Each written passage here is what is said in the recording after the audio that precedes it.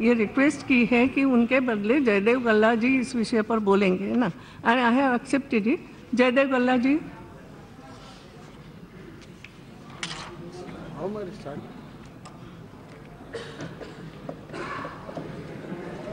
Madam Speaker, before moving the motion, I would like to thank you for finally admitting the no confidence motion and for taking this motion to its logical conclusion, that is debate and voting. I also thank my leader, Sri Nara Chandrababu Naidu Garu, and my colleague, Sri Kesideni Srinivas Garu, for giving me this opportunity to move this motion and to initiate the debate. I would also like to thank the Aam Aadmi Party, AIMIM, the CPI, the CPM, Congress, Kerala Congress, the NCP, the RJD, RSP, SP, and the Trinamool Congress, and the other parties which have extended their support to us in this motion. I was told that a first-time MP has never been given the opportunity to initiate a debate on no confidence motion. So I feel it's a privilege and honor for the first-time member like me to initiate one of the most important debates in the history of this Parliament, 16th Parliament, sir, Madam. With these initial words, Madam, I move the House expresses its want of confidence in the Council of Ministers. Madam, the latest Telugu blockbuster, Bharat Tane Nenu, which means I Bharat, is a story about a young NRI who returns to India after his father, who is a CM, dies suddenly. Bharat enters politics reluctantly and becomes a young, dynamic, and beloved CM. The recurring theme in this movie is about trust and his mother's advice that Bharat keeps recalling: a promise is a promise. If a man makes a promise and doesn't keep it, he doesn't have the right to call himself a man. It was a blockbuster because the general mood of the people reflects well in this film. People are tired of empty assurances and unfulfilled commitments. The saga of Andhra Pradesh during this Modi Shah regime is just that, a saga of empty promises and unfulfilled commitments by the government of India to the residuary state of Andhra Pradesh, a new state with an old name, and the 5 crore people of Andhra Pradesh. Madam Speaker, non-implementation of an act of Parliament is a national issue. Non-implementation of assurances given by none other than the then Prime Minister on the floor of Parliament during consideration of the AP Reorganization Bill, without which this bill would not have been passed, is also a national issue. So it is not prudent to say that the issues of Andhra Pradesh are not national issues. They are certainly national issues and also emotional issues for the people of AP. And today is a litmus test to this Parliament on how it ensures the implementation of these and other similar issues. Madam Speaker, the President of BJP, when he met the BJP core committee members, including MPs, MLAs and MLCs from AP on the 17th of March at Delhi, declared to wage a war on the Telugu Desam Party. Madam, it is not a war between the BJP and TDP. It is a war between majority and morality. It's a war between the Modi regime and Andhra Pradesh, the 5 crore people of Andhra Pradesh. It is a war against discrimination shown by the Modi regime towards Andhra Pradesh. It is a war to honor an act of Parliament and assurances made by a Prime Minister in Parliament. It is a war between the authoritarian, Machiavellian attitude of the Modi regime and the rights of states that make up the Federal Republic of India. It is a Dharma Poratam, or Dharma Yudh, Madam. I request the House not to construe my views and observations in the narrow sense, but to look at them in a larger perspective of how the relationship should have been between the centre and states under the federal structure. Madam Speaker, this no-confidence motion has been brought by the TDP for 4 reasons: fairness, trust, priority, and bias. Or rather, lack of fairness, lack of trust, lack of priority, and lack of an unbiased approach towards Andhra Pradesh. Lack of fairness is about the unscientific and undemocratic bifurcation and its impact on the people of AP. Lack of trust is about where the Modi regime has used misleading, delaying, denying, deflecting, confusing, collusion, and coercion tactics to betray the people of AP. Lack of priority is how AP is getting the least priority, and lack of unbiased approach where funds given to AP are far less than what is being given to projects across India.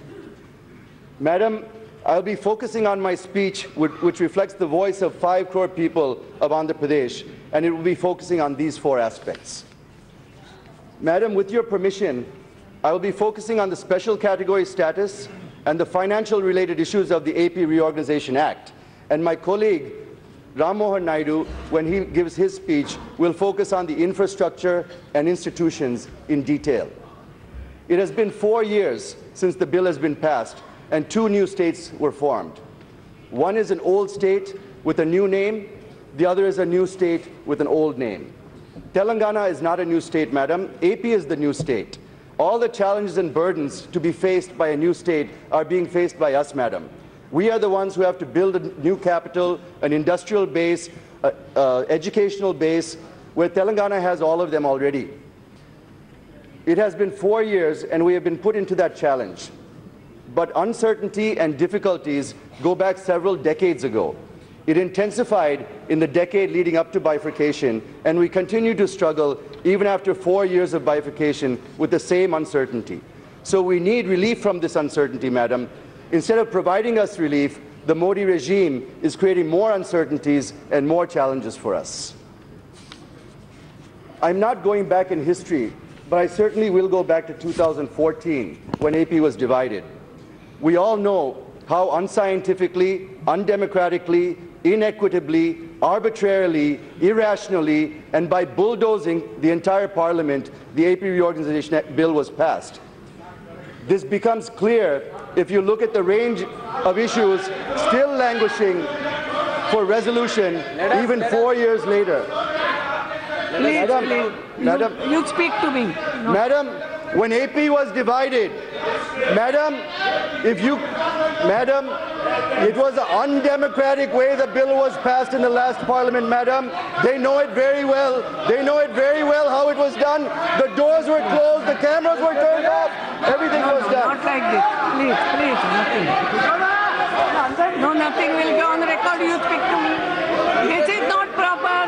Let's go through it. I'm sorry. Please. Madam, you answer when your turn will come. Yes.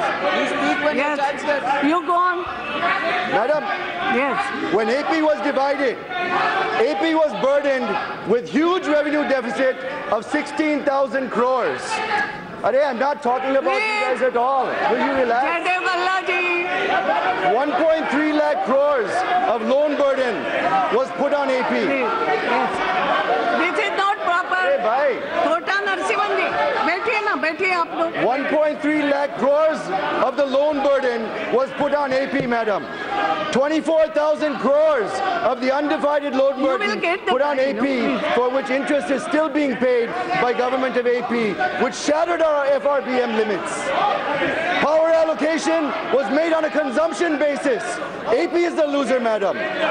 Refund of tax liability made on the basis of population at 58% for AP and 42% for Telangana. AP is the loser again, since it has very, very limited revenue generation sources. Assets have been given on the basis of their location. AP lost 3,800 crores because of this, madam. Singareni Collieries, a Schedule 9 company, was given to Telangana with 51% equity. But similar dispensation. Madam, can you please get the house in order, You please speak to me. Please don't do that. Madam, you will get the time. No, not this. Not like this. Madam, not like how this. can I make a speech like this, I will madam? see to it whatever he has said. No. Let them sit. I'm sorry, go to your seat. I will see to it. Please. Madam, Go to your seat, not like this. No, I'm sorry. No. Yes. I'm sorry. Jitendra ji, this is not proper. You go to your seat. Oh, if you have your personal agenda, show it somewhere. This is not your personal thing. This is no confidence motion for everyone.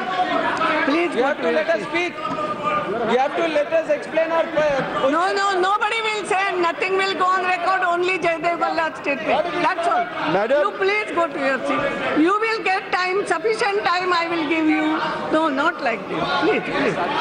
Madam. Yes. Please. You will get sufficient time. I will see to it. Madam, power allocation was made on consumption basis, madam. Yes. AP is the loser. Refund of tax liability was made on the basis of population at 58% for AP and 42% for Telangana. AP is a loser since it has very, very limited revenue generation sources. Assets have been given on the basis of their location. AP lost 3,800 crores because of this. Singareni Collieries, a Schedule 9 company, given to Telangana with 51% equity. But similar dispensation for its subsidiary APHMEL in AP, which is also a Schedule 9 company, has not been given to AP. Is it equal justice, madam? Madam, pension liabilities from the combined state divided on the basis of population, that is 58-42, thereby burdening AP even further, madam. 1 minute, Jayadev Galla. I am requesting all of you, please go to your seat. You will get the time, I am assuring, sufficient time you can reply that, but not like this. No, I am sorry. Okay. I will see whether he has said anything wrong, that I will respond, but not like this. I am sorry. Please go to your seat. ये आपका झगड़ा यहाँ नहीं लाए. Please go to your seat. ऐसा नहीं होता. आप जब अपनी बारी आएगी तब आपको बोलने मिलेगा. ये क्या होता है? और सब वेल में आएंगे. पहले तो आपके लोगों को अंदर ले लो. ये वेल में है तो आप भी नहीं बोल सकोगे. ये क्या है? Let them go to seat. Please. What is it? Okay. Yes. Hence, madam, I have no hesitation to say that it was not just the Congress alone, but even the BJP, which had supported the bill without insisting on the UPA government to make the bill scientific and equitable, is equally guilty. Both the national parties have crippled Andhra Pradesh, madam. Madam Speaker, it has been mentioned that even after bifurcation, AP is still better off than some states in the country. This is the reason given to us by the government on why we are not eligible for certain support like special category status. However, when we compare ourselves, we have to compare our neighbors, madam. If we live in a home, our families will tend to compare themselves and their standard of living with their neighbors and with their neighborhood. If they have the worst house on the block and least income on the block, they are not happy to be happy that they're better off than families who live on the other side of town, madam. AP is a southern state, madam.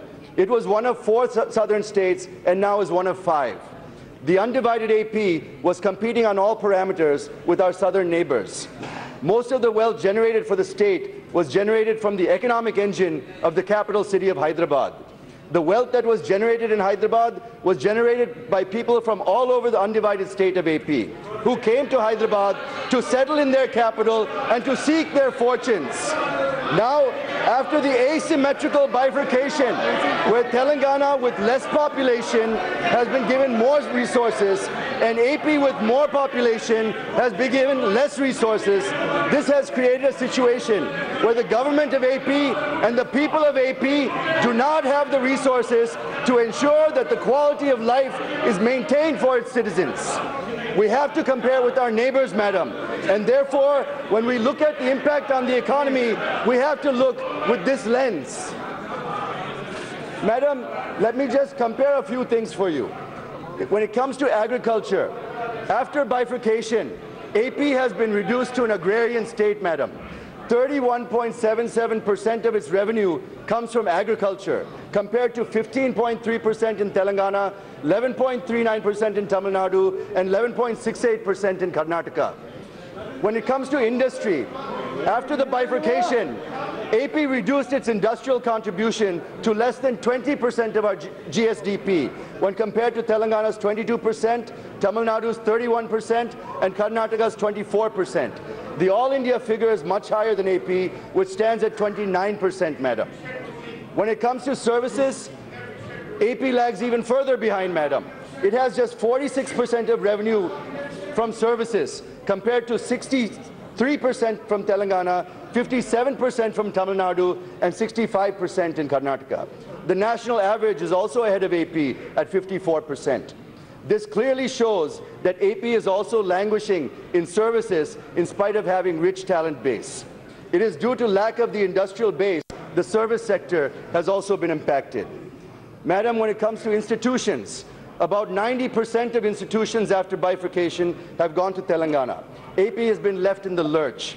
There was not even a single national institute of repute left in the residual state of Andhra Pradesh. Of course, now Government of India has proposed some institutions, but they are also being developed at a snail's pace, madam. The impact of bifurcation is such that despite growing at the fastest pace among the southern states and in the country, the gap between Andhra Pradesh and other southern states in per capita income is clearly visible, and if the same treatment is meted out, it will only widen, madam, based on reports. Madam, when it comes to per capita income, even though the growth rate of AP is much higher than any other southern state, the per capita income is much less. Let me take you to 2014-15, where the rate of growth in AP was 13.07%, but the per capita income was the lowest, and it stood at 93,699 rupees per person, madam. Same is the case in 2015-16 and 16-17. In 16-17, the growth was 13.14%, whereas the per capita income was 1.22 lakhs when compared to Karnataka's 1.57, Telangana's 1.55, more than 20% lower than our neighbors, madam. Madam, the then PM, Manmohan Singh ji, had given 6 assurances on the 20th of February 2014 on the floor of Rajya Sabha. They are special category status for 5 years, industrial incentives on the lines of other 11 states, assistance to backward districts on the lines of Bundelkhand and KBK districts, amendment for Polavaram to bring 7 mandals back to AP, distribution of assets and liabilities to be completed satisfactorily, and revenue deficit between the appointed day and acceptance of the 14th Finance Commission recommendations to be compensated in 2014-15 for a 10-month period, madam, from June 2014 to March 2015. Madam, I want to focus a little bit on special category status, madam, because it's a burning issue in our state.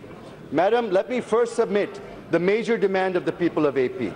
It is about getting the special category status. I am neither tinkering, nor twisting, nor tweaking the facts. My facts are unadorned, and I'm ready for any challenge to contest the facts that I'm going to present, madam. So before coming to these facts, let me, with your permission, start my journey from the day AP was bifurcated. Madam, the Congress Party in 2014 sliced Telugu Talli into 2 pieces in a crude, unscientific, and irrational way. And Shri Narendra Modi, while campaigning in AP, had rightly said, and I quote, what is there, madam? You complete, they will say afterwards. You complete. Madam, I don't know. Shri Narendra Modi ji, while campaigning in AP, had rightly said, and I quote, yes, you continue. Madam, yes. Shri Narendra Modi ji, while campaigning in AP, had said, Congress had killed the mother and saved the child. Had I been there, I would have saved the mother too. The people of AP fell flat for this statement, madam. We were so thrilled when we heard this, and we are determined in our hearts and soul that come what may be, we will be with Mr. Modi, madam. We have waited. People of AP have waited for 4 long years that Mr. Modi would save the mother. Instead of saving AP, Mr. Modi, through the finance minister, through his press conference on 7th March 2018, announced that no SCS would be given to AP, madam. The finance minister said if the demand for SCS of AP is exceeded, other states such as Bihar and Odisha will also demand it, madam. Madam, it is baseless, frivolous, and a trivial argument, madam. And I have no hesitation to say that the finance minister should know the fundamental difference between the two. Let me remind this august House that the Union Cabinet conferred SCS on AP in its meeting on 1st March 2014, subsequent to the assurance made by then Prime Minister mentioned earlier. Other states have not been given an assurance by a Prime Minister on the floor of either Houses of Parliament, nor has a cabinet decision been made in this regard. This is a very dangerous precedent, Madam. Mr. Prime Minister, do you have any respect for commitments made by your predecessors? Indeed, should you even have a choice? What value does the word of a Prime Minister given on the floor of the House have? Can we believe that if you give an assurance, it will be fulfilled in the future, even if you are not around? How can we function as a nation if we can't take the word of our Prime Minister given in Parliament to be respected and fulfilled? Madam, it is not that BJP was opposed to special category status when it was in the opposition. In fact, the BJP in its 2014 manifesto for assembly elections in AP assured that it would give additional 5 years of status, that is 10 years instead of the 5 years proposed by then Prime Minister. Mr. Prime Minister, in Guntur, in Nellore, in Tirupati, in front of Lord Balaji, you promised to give SCS for 10 years. And you also emphasized an appeal to the people of AP to decide whether they need a Seam Andhra or a Scam Andhra. That is, do you want to vote for Seam Andhra do you want to vote for a clean and honest person like Chandrababu Naidu, or do you want to have a Scam Andhra by voting for the opposition rival party, Madam? Madam, Mr. Prime Minister, you also said, I'm a person who will not eat or allow others to eat. Main chun chun ke hisab lunga un laganko. But to the other disappointment for your benefit, sir. But to the other disappointment of the people, you are protecting people like Galla Jayadev Reddy, A1 and A2 accused in Andhra Pradesh, and many others. The country is aware how many cases were on the family members of Galla Jayadev Reddy were dismissed, and tickets were given in the recent Karnataka Assembly elections. This reflects how serious you are on corruption and on corrupt people. You raise the expectations of supporting and developing Andhra Pradesh only to shatter them. Why should we have confidence and trust in you? Now you are singing a different tune, which people of AP are keenly observing, and I have no doubt they would give a befitting reply in the coming elections. Go on the record. If I even go to the extent of saying that the BJP will be decimated in Andhra Pradesh, the way Congress was, if the people of AP are deceived and cheated. Mr. Prime Minister, it is not a threat. This is shrap. These are the words coming out of anguish, pain, and frustration from the people of Andhra Pradesh. And how a Prime Minister on whom we had immense faith has deceived and betrayed the people of AP in such a blatant and rude manner. The third point I wish to make is relating to Article 4 of the Constitution. It says that when any state is bifurcated under Article 3, AP is divided under this article, Madam, then supplemental, incidental, and consequential measures can be taken by Parliament. Madam, the third point I wish to make is relating to Article 4 of the Constitution. It says that when any state is bifurcated under Article 3 and AP is bifurcated under this article, Madam, then supplemental, incidental, and consequential measures can be taken by Parliament. And even the Supreme Court in Pradeep Chowdhury and the Mulla Periyar cases repeatedly said this, Madam. Yes. So the point I'm trying to drive at is that the very bifurcation of the state is predicated upon assurance of special category status. Therefore, the SCS is supplemental, incidental, and consequential to the bifurcation, Madam. And to say that the Finance Commission has not recommended is a conceptual blunder of the Union government, Madam. Yes. So when it is clearly said in Article 4 that Parliament can do it, the 14th Finance Commission or its recommendations cannot prevent Parliament from doing it, even if they had said so, Madam. Madam, the Finance Minister and almost the entire Cabinet have been categorical that the 14th Finance Commission recommended not to confer SCS on any state. Let me disband, dismantle, and dismiss this argument at one go, Madam. Okay. Two members of the 14th Finance Commission have refuted the argument of the Finance Minister lock, stock, and barrel. Shri Govind Rao and Shri Abhijit Sen gave it in writing that the Commission did not recommend this. Even the chairman of the 14th Finance Commission, Shri Y.V. Reddy Garu, is on record saying that Commission did not recommend this. Let me quote due to paucity of time, what Shri Govind Rao, member 14th Finance Commission, has said on SCS. He said, and I quote, "The additional terms of reference merely stated that the Commission should take into account the resources available to the successor or reorganized states in accordance with the AP Reorganization Act and the Ministry of Home Affairs notification. That did not require the Commission to deal with the question of according special category status, and it did not therefore make any recommendation in that regard. Therefore, the statement in the notification on the special package that following the recommendations of the 14th Finance Commission, the class of SCS ceases to exist is misleading," unquote. Madam, let me give one more example of how the government of India has maneuvered through this and denied SCS to Andhra Pradesh. As I said, ministers and officials in the government are taking shelter under the 14th Finance Commission to deny SCS to Andhra Pradesh. I would like to assert here that prospective recommendations of various commissions, even if there are any to that effect, cannot be made applicable retrospectively to the past commitments, assurances, and decisions, Madam. The 14th Finance Commission recommendations are prospective. How can you implement them retrospectively? Here, in this case, it is the decision of the Union Cabinet, and it is not an ordinary decision, Madam. In this context, I would like to recapitulate that the Union government had created a subgroup of CMs to address the issue of continuation of special category status to the Northeast and to the hilly states, which are enjoying the same in the past. Based on the recommendations of the said subgroup, Niti Aayog had issued an office memorandum on 17th August 2016, whereby it was decided to continue special category status benefits to those states that were in that category earlier. Subsequently, it has extended the financial and other benefits to them as well. So they're getting everything that special category status states used to get without the name, Madam.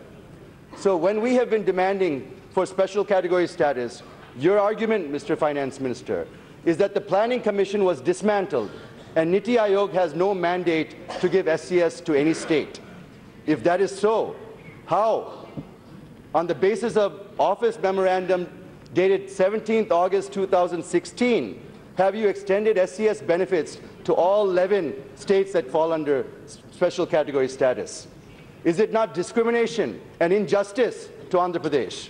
Did you not mislead us about the 14th Finance Committee recommendations? And did you not also state that it would be unconstitutional to go against these alleged recommendations? Madam, I have one more irrefutable and undeniable truth and proof to present before this August House. I hope that this will open the eyes of the Finance Minister and the Prime Minister. It was on 15th March 2018, the Minister of Planning, Shri Rao Inderjit Singh, in reply to an unstarred question number 2360 in the Rajya Sabha said, and I quote, Madam, "The 14th Finance Commission, in its recommendations, has not made any specific reference not to confer special category status to any state." So, Honorable Finance Minister, kindly stop misleading the people by twisting facts because it won't work anymore. All the proof is in front of you. You can't fool all of the people all of the time, sir. Yes. Madam, I have given 7 facts and justifications. Pardon? How much time you will? Madam, I still need a lot more time. I am asking you how much time. I need another half an hour, Madam. No, half an hour. Yes, madam. No, 5 minutes. Madam, in the history of no confidence motion, nobody has initiated a discussion less than 1 hour, madam. You please see the records. I looked at the records. Not once has a no confidence motion been initiated in less than 1 hour, madam. Please don't discriminate us here also. We're tired of this type of discrimination. Yes. Madam, I have given 7 facts and justifications why special category status should be conferred on Andhra Pradesh. They are, and to recap, assurance by none other than Prime Minister candidate Ms. Modi ji during the 2014 election campaign. Ours is not a demand, madam. Ours is to implement the cabinet decisions. The BJP manifesto said that it will give SCS for 10 years. Article 4 of the Constitution clearly and categorically says that if state is bifurcated under Article 3, then supplemental, incidental, and consequential measures can be taken by Parliament. Written views of members of the 14th Finance Commission and also views of the chairman of 14th Finance Commission on the special category status. Niti Aayog has issued office memorandum on 17th August 2016, where it was decided to continue SCS to 11 states. The Minister of Planning clearly said that 14th Finance Commission has never recommended not to confer SCS on any state. Even the CMs of Bihar and Puducherry have support granting SCS to Andhra Pradesh, Madam. So with folded hands, I appeal to the Prime Minister and to Finance Minister to please at least now realize this and announce special category status to Andhra Pradesh. Madam Speaker, the BJP, the YSRCP, the Congress and now the Janasena party in Andhra Pradesh are saying that our CM has taken a U-turn and asking for SCS again instead of package, Madam. Let me please go back to 2016. We are demanding for SCS till September 2016, Madam. In September 2016, the Honourable Finance Minister made a statement that special package would be given, which would be equal in all respects to that of special category status. Since then, we were waiting for this package, Madam. But even after presenting his final and full budget, FM did not give even a single penny under the package, Madam. It is also not true when government of AP officials came to Delhi to discuss with the ministry, did the ministry not say that the government of India is not agreeable for 90-10 on externally aided projects, Mr. Finance Minister? Instead, they were told that central assistance will be provided by a way of repayment of loans for EAP projects in the ratio of 70-30, that too only till 2020, to the extent of 15,000 crores. And this too by putting the FRB under the state head, Madam, and stressing out our borrowing capacity. See how many conditions you have put on, see how many conditions you have put on EAP. And at a press conference on 7th March, the Finance Minister came with a 90-10 formula since he was cornered with facts and figures. I'm giving only one example due to paucity of time, Madam. If this is how you deal with Andhra Pradesh, do you really think that people of AP would pardon you and have confidence in you and give you votes? You deceived us into accepting the special package by using the 14th Finance Commission as an excuse. You didn't even bother to give it legislative backing. To add injury to insult, we haven't received a single paisa promised in the package. Since nothing has been done so far on the special package, we are demanding to implement the Cabinet decision on special category status to Andhra Pradesh, Madam. So I wish to clarify the critics of our Chief Minister and the TDP that we're treading the right path. It is only you who are changing the goalposts for nefarious political gains.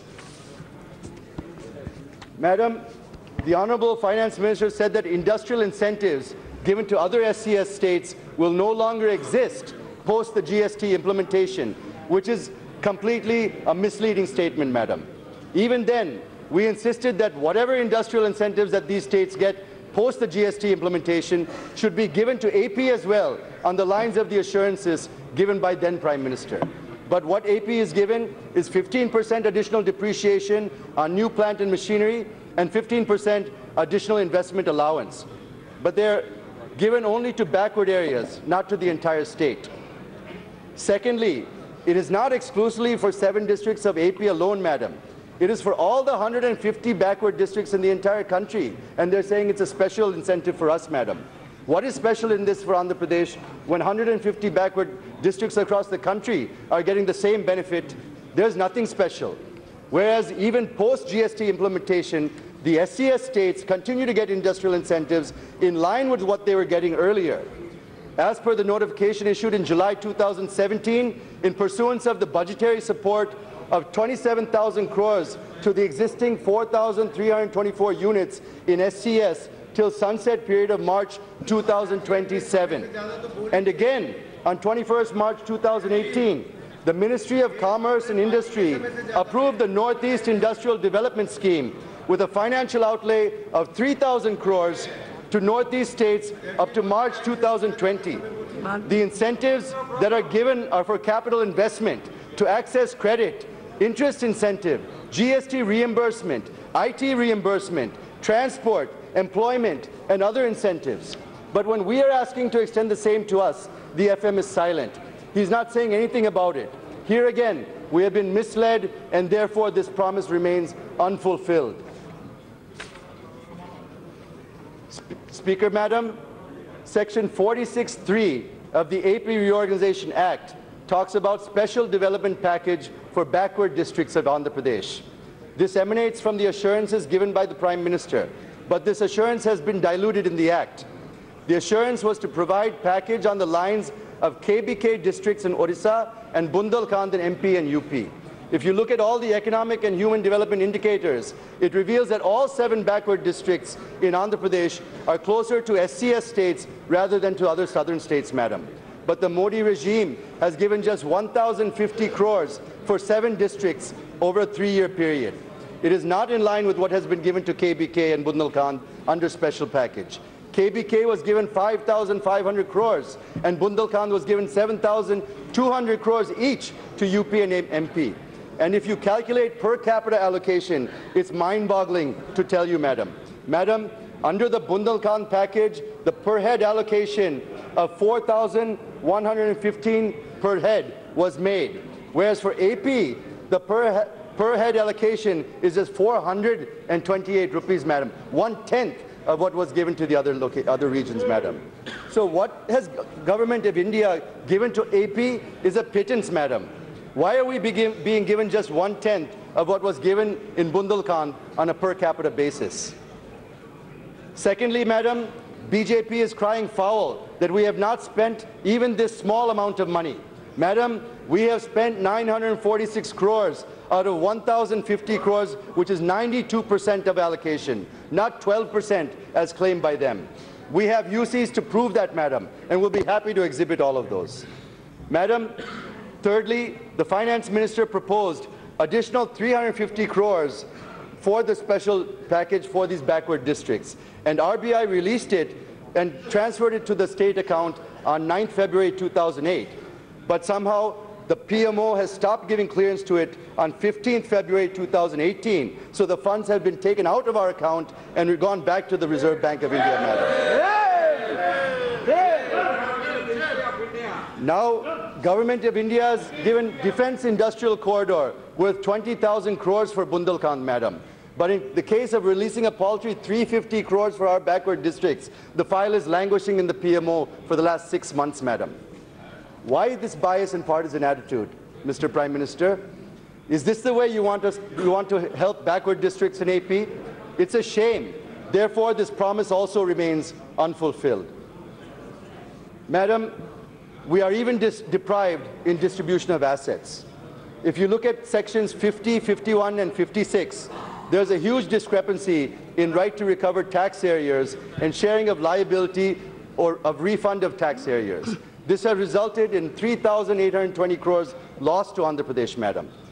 There's a great delay in apportionment of institutions under Section 68 of the Act, and the AP Bhavan is yet to be divided between the two, Madam.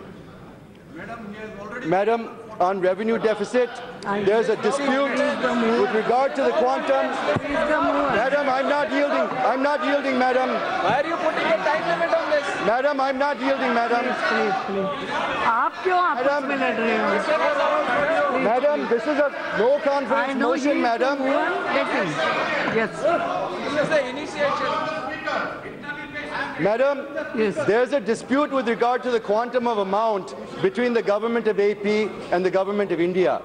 The revenue deficit for 10 months, that is from 2nd June 2014 to 31st March 2015, as per the Government of AP, is 16,078 crores, Madam. The Government of India released 3,979 crores. Unilaterally taking standardized expenditure, Government of India qualified it as 4,117 crores, making the balance to be paid as 138 crores only. But the bone of contention is this, Madam. Madam, the CAG put the figure at 16,078 crores and approved it also, Madam. The Ministry of Finance made its own valuation and somehow put the figure at 7,500 crores without any justification. The PMO reduced it further to 4,117 crores, again, without any explanation, Madam. So now the FM says he can only give 138 crores pending for us, whereas we're waiting for more than 12,000 crores to settle this account, Madam. How is it justified? How is it justified? Secondly, as I said earlier, The government of India has increased devolution of funds from 32% to 42%. But you also have to remember, there are cesses, such as the Krishi Kalyan cess, the Swachh cess, the higher education cess, and other cesses. If you look at how much government of India collected through above cesses and other surcharges under direct and indirect taxes in 2016-17, it is quite mind-boggling, Madam. Madam, 2.35 lakh crores has been collected under cesses, Madam. But there is no share for states in these cesses, Madam. So effectively, it is not 42%, but it's somewhere closer to 36 or 37% of funds are actually going to states, Madam. Madam, the BJP is saying that 22,113 crores have been given to AP alone as revenue deficit. It is wrong, Madam. The 14th Finance Commission has also recommended revenue deficit of 4,519 crores to Kerala, 11,716 crores to West Bengal. They're all statutory allocations, Madam. But the tragedy is that even after 5 years of award period of the 14th Finance Commission, AP is the only state which will remain revenue deficit, except for the 11 special category states, Madam. So it's very clear where we belong financially, Madam. So the BJP wanted to equate AP with the northeastern states, not willing to bring it on par with the southern states. How is it justified, Madam? Please tell us, how is it justified? Madam, the government of India says that 8,800 crores worth of EAP projects were approved for Andhra Pradesh. But the government of India has not issued any guidelines. When guidelines are not issued, nothing can be spent, Madam. So government of AP is paying the interest of 5 crores on approved loans without guidelines having been framed, Madam. The government of AP has asked for routing them through NABARD, but again, you are putting FRBM limits onto AP, Madam. Finally, the Finance Ministry agreed that they could not issue guidelines for EAP projects, Madam. So we have asked for NABARD, Madam. Then they said to set up an SPV, Madam. Whether there's any history in the country where an SPV has been set up for EAPs, we are not aware, Madam. We cannot find any such reference. To route funds through SPV, and FRBM also will be borne by the state, Madam, which further burdens our financial capabilities. So it's totally a delay tactics by the Finance Minister, Madam.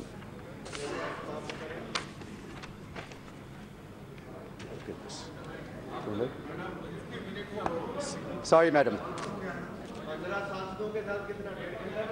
Madam,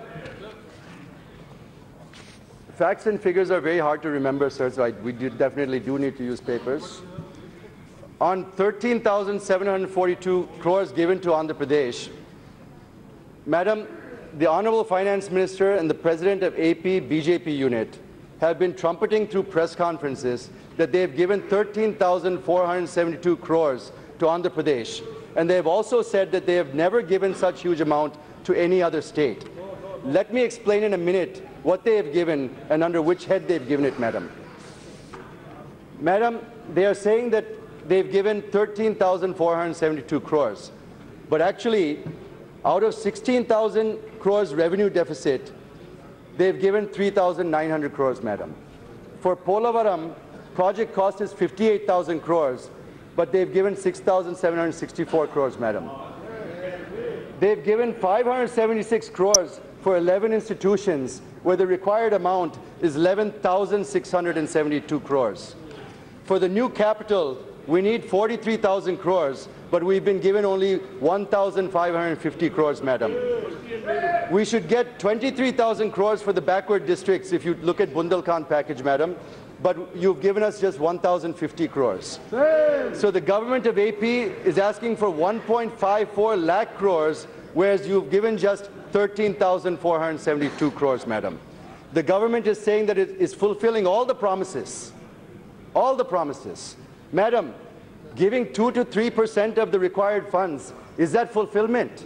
I ask you, Madam, is it fulfillment? 2 to 3% of the requirement is not a fulfillment, Madam. It's a shame to call it that they're all being fulfilled. Now let me come under which head and section you've given us the money. Madam, the revenue deficit has been given to us as mandated under section 46(2) of the AP Reorganization Act. Money has been given for Polavaram as mandated under Section 90 of the AP Reorganization Act. Money has been given for institutions under Section 93 and Schedule 13 of the AP Reorganization Act. Money has been given for new capital as directed under Section 94(3) of the AP Reorganization Act. Money has been given for backward districts as directed under Section 46(3) of the AP Reorganization Act. Madam Speaker, they are saying that they have given 13,472 crores. I agree. But they've given it under compulsion as mandated by the AP Reorganization Act. So to say that they have given this money to AP without mandate is a ridiculous comment. They have given because they are mandated to give it, but it is riddled with deceit and woefully short of being adequate. It certainly builds no confidence and no trust. Madam Speaker, Section 94(3) says that the financial support for creation of essential facilities in the new capital of AP would be provided by the Government of India. The estimates were made. Madam, 43,000 crores is required over a period of 5 years to construct essential infrastructure in Amaravati. But Government of India has given just 1,500 crores and now screaming, instead of releasing more money, that Government of AP has not submitted UCs in spite of submitting the same. Madam, out of 1,500 crores given by Government of India, we have submitted UCs for more than that, Madam. We've spent 1,583 crores, Madam. 3,500 crores is the cost for the Sardar Vallabhbhai Patel statue in Gujarat, Madam. 3,000 crores is the cost for Chhatrapati Shivaji statue in Maharashtra, Madam. But you've given us 1,500 crores to build an entire capital, Madam. I'm not saying you shouldn't give that money, fine, whether the sources are from the government or from somewhere else. But the fact is, statues are getting more funding than entire capital city of Andhra Pradesh, Madam. Madam, the PM is constructing Dholera city in Gujarat, Madam. It is 80 kilometers away from Ahmedabad. Dholera would be twice the size of Delhi, which took 1,000 years to grow to what it is now. Dholera is proposed to be 6 times bigger than Shanghai. Is it wrong for the enterprising people of Andhra Pradesh to dream of having a world-class capital, Madam? Yes, please answer that. Secondly, the Prime Minister is on record saying that if voted to power, he would build us a capital bigger and better than Delhi itself, Madam. He said that in front of Lord Balaji, Madam.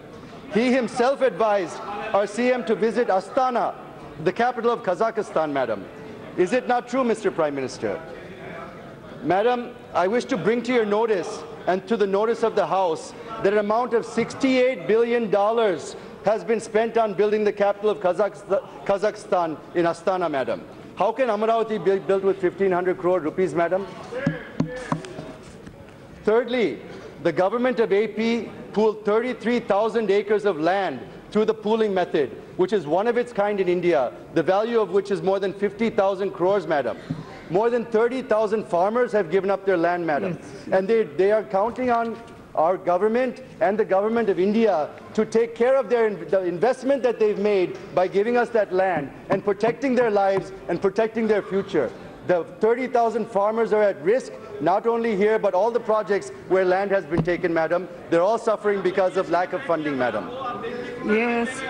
Madam, now your half an hour is also completed. Madam, now within 5 minutes. Madam, I didn't start. Madam, we didn't start until 11:15, Madam. I have given we you didn't start at 11 o'clock, Madam. Yes, please. We didn't start at 11 o'clock, Madam. Please, it's only 12 o'clock now. Please listen to me. You asked me more half an hour. I have already given you. Now you wrap up. Yes. Madam, yes. Just 10 minutes, Madam. Thirdly, the government of AP pulled, for Navi Mumbai, they are giving 48,000 acres to ease the pressure on Mumbai, Madam. Now the opposition parties are criticizing, why should you have 33,000 acres? But the moot point is, what are you doing to those farmers who have sacrificed their land for the capital, Madam? Madam, Amaravati has been given 2,500 crores, but out of this, 1,000 crores was given to Vijayawada and Guntur for underground drainage systems, Madam. When underground drainage in my city of Guntur itself costs 1,000 crores in a small town like Guntur, can we build a world-class capital for 1,500 crores, Madam? It's ridiculous.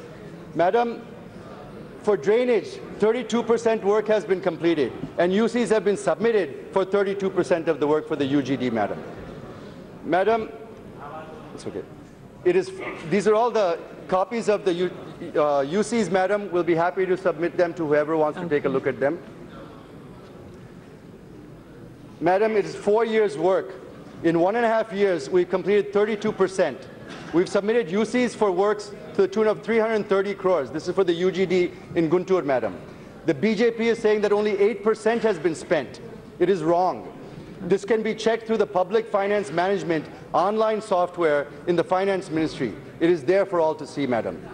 Even for backward districts, out of 1,050 crores, we have spent so far 946 crores and submitted UCs.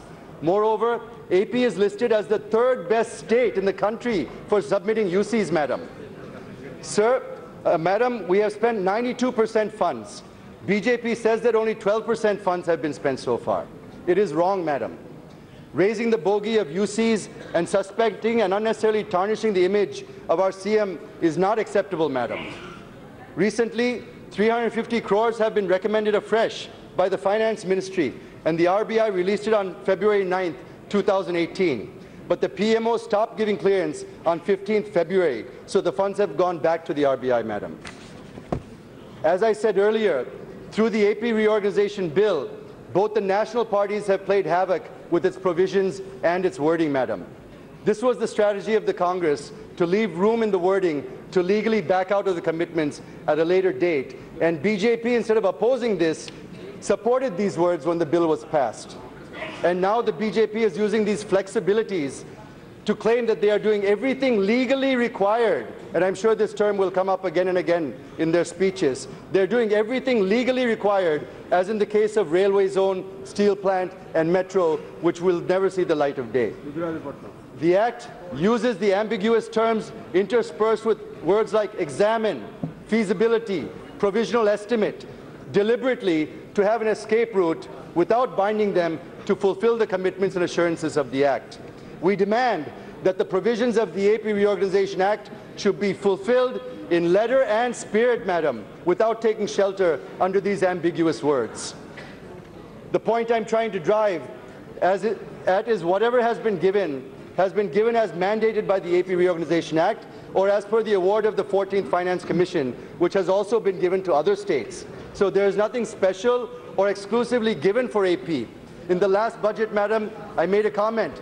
Specifically for AP, we received 1,800 crores, which is less than the collections of the Bahubali cinema that is famous in India, madam. So it is not charity, madam. It's mandatory. You have not shown any magnanimity or showered your blessings on us in the form of additional allocations. It is the mandate given to you by the Act and the Commission. Any government at the center has to do it. And you have not given a single penny as part of any of the assurances given by then Prime Minister Manmohan Singh on the floor of Rajya Sabha, madam. This is what the people of AP are demanding. While we are asking to implement the assurances, the FM and Mr. Haribabu, former head of AP BJP, are telling what they have given under AP Reorganization Act. Nobody's name will be taken like this. No, I'm sorry. No, when we are asking about assurances, they're talking about AP Reorganization Act, madam. When we talk about meager allocations given under various provisions of AP Reorganization Act, they say that thousands of crores are proposed under various projects. Coming, madam, I'm coming to it. Yes. Madam, if we ask one thing, they reply another thing, madam. This spit and run won't work anymore, madam. We are not asking them to deposit 15 lakhs in the bank account of every citizen in Andhra Pradesh, madam. We're only demanding our rights, madam. Okay. Madam, let me skip to the. I'll just come, madam. Yes. Madam, the infrastructure points I'm skipping, Mr. Ramohan will take them up. Let me get to the escalation process we followed, madam. I'm just concluding in a little bit. TDP waited for 4 long years and 5 budgets of the central government. No justice has been done to the state of Andhra Pradesh, madam. We have been requesting, forcefully requesting, demanding, protesting, and finally threatening and walking out of the government and the NDA, where our 2 ministers resigned from the cabinet, madam. In order to bring it to the attention which decided the fate of Andhra Pradesh in 2014 by bifurcating the state unscientifically and in an undemocratic manner as a last resort. We decided to disrupt Parliament, which is a part of the democratic process. A weapon. I'm not saying anything, nothing undemocratic. It is undemocratic. Lights are closed, the doors are locked, the cameras are shut off. What do you call it? You call it bifurcation. We are not opposing the bifurcation. We are saying how it was done. How it was done, we are commenting on that. How it was done, we are commenting on that. We are facing problems because of that. It is done in the most undemocratic manner. You have to stand with us. You have to stand with us. No, he is not completing. It's You okay. have to stand with us. I will take. We are facing the problems. Complete your thing. Jayadev Galla complete it now. Madam, I've taken the name. Madam, yes. These decisions were not taken in a hurry, Madam. Yes. Madam, now conclude. That's all. Thanks Madam, to the chair. Yes. While we have been escalating. That's okay. Yes. Now conclude. Yes. The 14th Finance Commission is taken as a shield for not giving SCS. GST is taken as a shield for not giving industrial incentives. Party funding will take, paltry funding will take 20 to 30 years for completing the institutions. Yes. The Modi regime has been saying that they are still evaluating the railway zone, studying feasibility of the integrated steel plant at Kadapa, apart from other issues. While we are protesting the government to deliver their promises, the BJP has been delaying, misleading, colluding with our rival parties in Andhra Pradesh, and it has encouraged them to attack the TDP, Madam. While TDP MPs are on the watch list, the YSRC MPs are on the guest list of the Prime Minister and Amit Shah, Madam. It's okay now. You are completed. Madam, Thank you. Madam, Thank you very much.